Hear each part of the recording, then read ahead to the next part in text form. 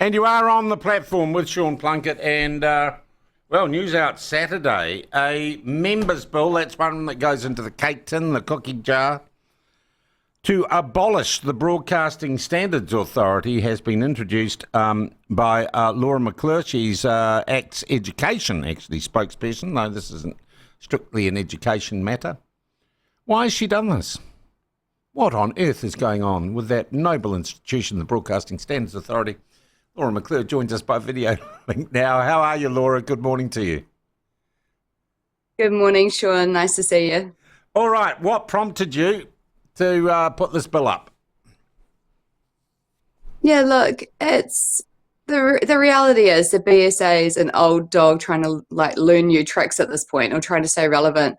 And the ACT Party's all about trying to find areas that we can, save taxpayers a bit of money, but also cut some red tape. And I think we've seen over the last month or so, particularly with what happened with yourself, that the BSA is taking on what I think the general public would feel is far beyond their reach.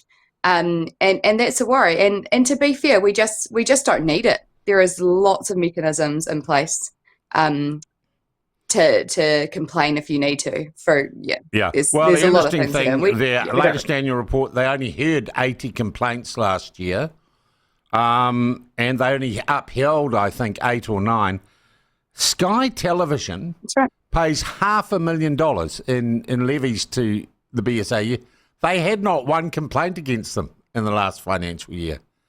I mean, I might feel aggrieved by what they've tried to do to me, but boy, if I was Sky Television, I'd be livid.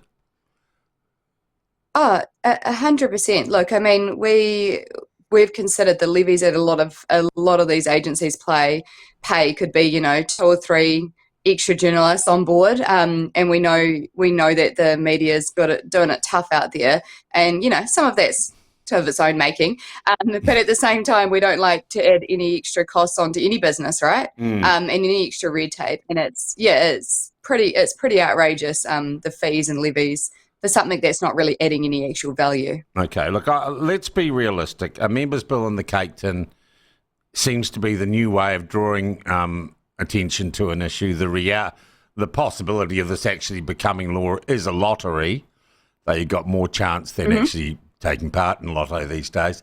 I know that New Zealand First are also hot on this issue. I've had indications to me personally that the Prime Minister is on board or is not happy with what the BSA is doing. Is it actually possible you could form or that there could be a political consensus formed on this pretty quickly and a real bill could be a government bill if you've got New Zealand First and ACT into it? The Minister, of course, is just, I don't know what the hell he's doing. He's down in Antarctica at the moment. But why not actually get it done as a coalition bill? Yeah, look, absolutely there's a possibility. Like when you throw something in the members' tin, it is a lottery draw. However, I've had pretty good luck. I've had 2 out of the draw in the last couple of years. So, luck could be on our side.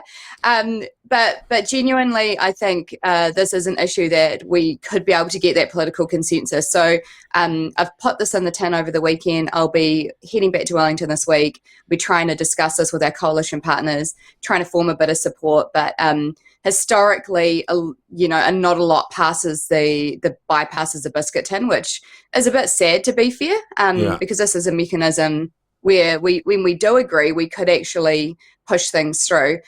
Ultimately, is this going to become a government bill? We'll actually sit with the minister, and I know that my colleague Todd Stevenson has emailed him. You may not need legislation to do it. He might just say that's it.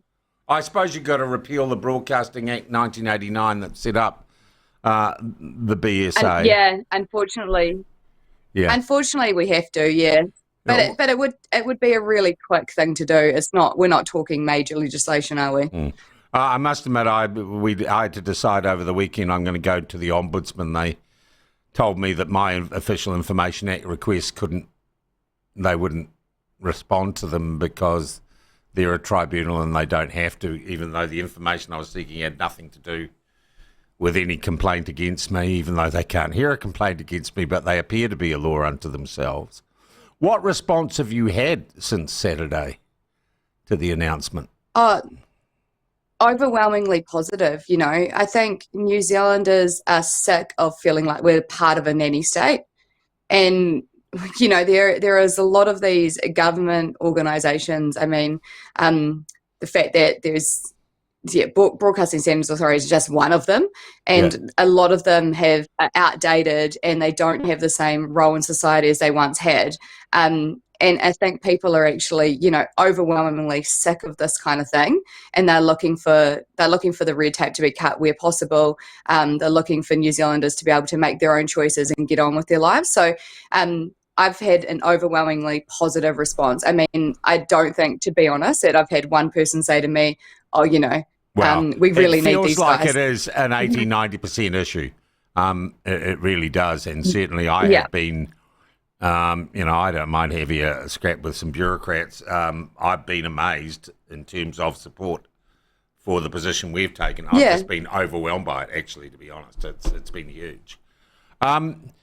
It is also, I guess, indicative of the idea of smaller government, of that we have a whole lot of agencies and bureaucracies, and not just in broadcasting, not just in media, but across every aspect of New Zealand society. And the idea that we do have to have specific rules for everything is a kind of political philosophy that I imagine ACT is not down with, as it were. Oh, absolutely. Look, if ACT had it our way, we would 100% reduce the size of government. And a lot of these agencies that are not required, we would say goodbye to. And I think, not only would that free up a lot of money for the government to be able to focus on frontline services, it means New Zealanders would be able to get on with their lives and not have this, overarching nanny state controlling all of their actions. So, I think while this bill is just for the BSA, I think keep an eye on what we're doing. Might be a little bit of a bonfire towards quite a few different agencies coming up in the future. All right. The other thing, if you don't get it through before the end of this term of Parliament and government, is it a bottom line in the election campaign for any future coalition? Oh, Sean, look, we haven't had these discussions yet, but I think given the support and given the fact that we, as a caucus are all on board with this, it would be something we would like to see. But like I said, probably with a couple of other parts and a bigger reform of a bit of a bonfire of some of these agencies that we don't require. Good stuff. I thank you very much indeed for your time this morning, Laura. Lovely to see you, and keep us posted. Lovely to see you. Thanks, Sean. That is Laura McClure. She's ACT's education spokesperson, but she's the person who said, let's get rid of the BSA. Nothing to do with me.